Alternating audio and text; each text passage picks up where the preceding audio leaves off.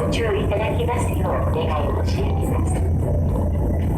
なお、船の旅を快適にお過ごしいただくために、船内での注意事項を申し上げます。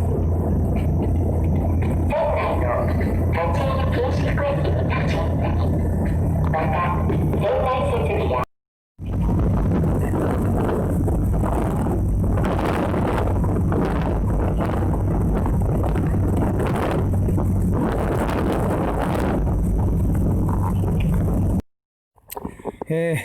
現在12時、稚内の市内です。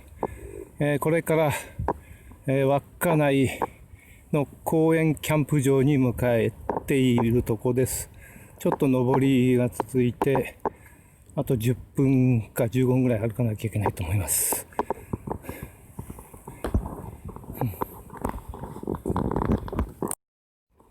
ここが、稚内公園です。公園キャンプ場になってます、ここは。公園はもっと広いんですけど、これから散策します。私のテントがこれです。非常に、キャンプ場としては素晴らしいです。ここは無料です。すべてトイレも水場も揃っています。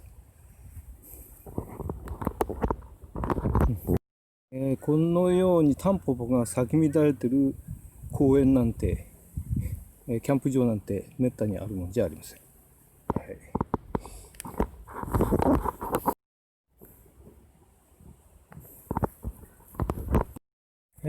公園内の頂上に続く道ですけど、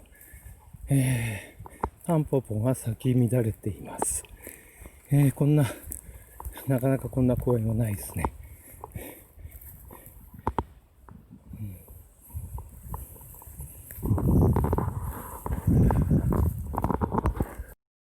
ここら辺も熊が出るそうですね。こうやってなーっと書いてあります。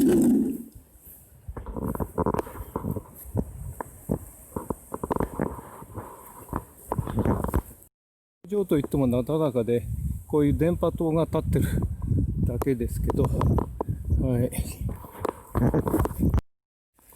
まあ、行くとこやはりいろいろ見るものがあるもんです。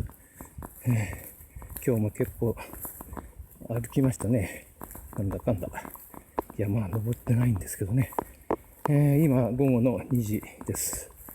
ここからちょうど、稚内の街並みが、綺麗に見えます。どうでしょうか。あんまりはっきりは見えませんけど、こんな感じです。先ほどと別の道を下っています。この山全体が公園になっているようです。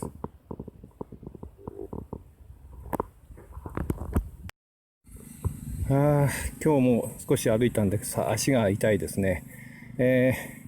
利尻岳登ってる時ももちろん痛いんですけれども、苦しさは大して変わらないですね。何も持たないで登ってたり、しても。ただ、その苦しい時間がもう長いか短いか違いって感じしますね。今公園の中です。なんか、ニュース見たらコロナが全国的になんかひどいことになってみたいで、全然ここではそんな感じはしなかったんですけど、もちろんマスクは必要なんですけども、ここの公園は無料ですのでずっと住み着いていたいぐらいですね。はい。